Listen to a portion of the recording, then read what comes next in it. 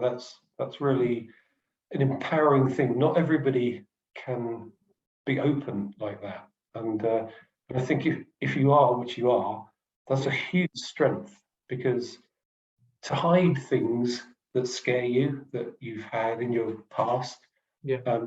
just hurts you more. But to actually be able to do what you just did, we've known each other for a while. Had no idea, and it's an amazing thing, because you've taken what happened to you and you've actually turned it into the man you are today.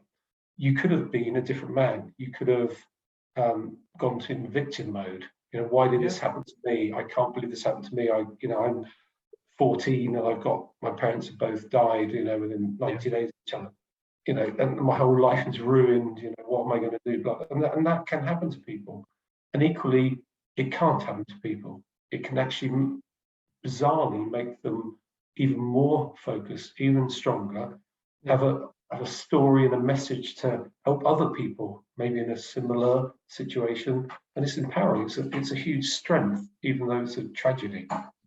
Yeah, that's why the whole plan and vision was for starting like my podcast.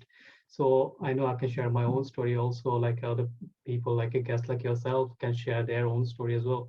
Like everyone's share is unique, and you have like more experience than me.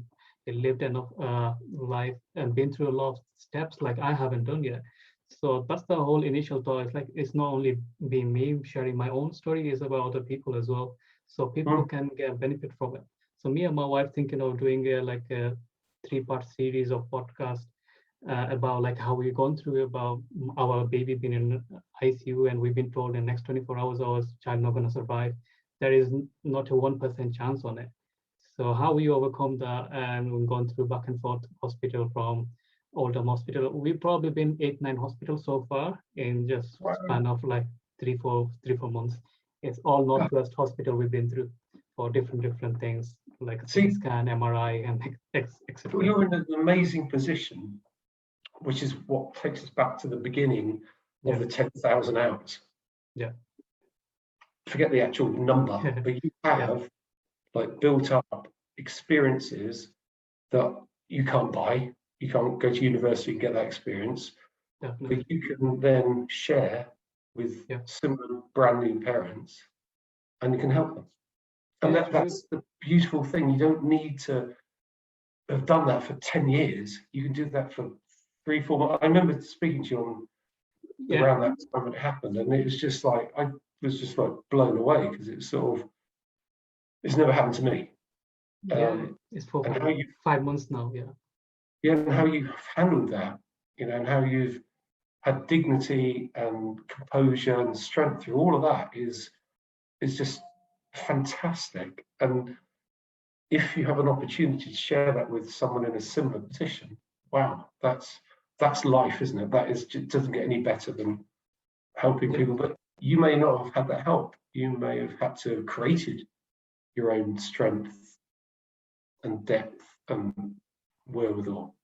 Yeah, definitely. So me and my wife both had the strength because we got each other, but it wouldn't come without my own experience in the past, because I lost both of my parents at an early age, and I knew about death and everything. I observed them really closely, and I've been through that situation. What's the worst case scenario of a human life is death. Anyone. Could be mine, my spouses, my child, my parents, obviously they passed away. It's a long time. My brother, sister, my close friends. Even though I lost my close friend, best friend, age of, I was like 9 years old in like year 4. We were on a summer holiday. I came back and he wasn't there. He had a blood cancer. Within 6 weeks' time, he gone. And that's shocking. And I came up with lots of death and like that. And I wasn't expecting that this going to be happen with my child, because our pregnancy with my wife and everything was so normal, and everything was such a good boy. But all of a sudden, one day there's a lack of movement with our boy, and we had to go to hospital and found out like his heartbeat is not going well. They check your heartbeat is going straight line instead of going a zigzag. So they had to do emergency C-section, even though without me realizing they'd done it within 20 minutes. If there was a 5 minutes late during the operation, then he couldn't make it.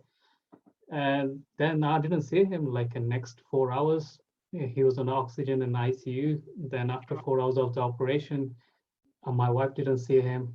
The doctor told me you can go and see him, and I was there. Even though the doctor gave him morphine and everything, my boy was literally looking at my eyes, and like the tears falling through, even though he's a newborn child. And I Wow. recorded the video as well. And the next morning, we've been told he was actually born in Oldham Hospital, and next morning is like all of the medication, all of the oxygen is not working for him, so we have to take him to Elder Hay Liverpool Hospital. There's a children's specialist there. Yeah. We've been then transfer over there, and as soon as we get there, they told us there is no chance of him surviving. I asked the doctor, is a 50-50 chance? There's like, no. If it's next 24 hours, it doesn't make 1% progress, then there is no way, because all of the medication, oxygen, nothing is working on it. So it's a God. tough thing. Yeah. Staggering, isn't it? It really is an amazing story. Yeah. But fantastic. He's 5 months old now. Sorry. He's 5 months old now. Yeah, he's been 5 months last week. Really? We've been to his consultant and physio this week, and they told us like how a normal 5-year-old should be. He's doing it exactly that, probably more than that. He is Brilliant. learning to like sitting down and everything for 5 months old, which is really, really a proud moment for us compared to where he come from. Razzle, sorry, can I just interrupt for just 1 minute? I've just been expecting a delivery, which I just need to get. Is that okay? Yeah, sure. I'll just pause it for you. Sorry. Yeah, apologies about that. Sorry. Yeah, that was the story. Like, yeah, we had to go through a lot and everything. Wow. So yeah, still is a journey, and still we are progressing well. So yeah, slowly we'll It'd see be how it goes. fascinating to see what his journey is in life.